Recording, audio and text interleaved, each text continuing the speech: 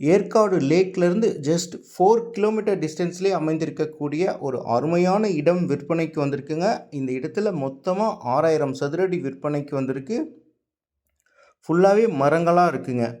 Coffee, மிளகு, பலா, orange, அது மட்டும் இல்லை அத்தி, அவகோடா, இந்த மாதிரி ஏற்காட்டில் விளையக்கூடிய அனைத்து வகையான பல மரங்களுடன் அமைந்திருக்கு.